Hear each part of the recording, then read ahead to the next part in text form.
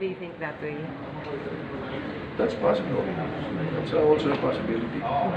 Sir, sabi Kaya nga, if we will follow that line of thinking, mawawala yung independence ng Senado. Sir, We're all senators. Whether you're in the majority, you're in the minority, you're an official or not, or you're an officer or not, pare-pareho kami mga senador. Digi-digi isang boto kami. so balak nyo kausapin Ganun yung pito na feeling minority? Hindi, I don't see the need for it.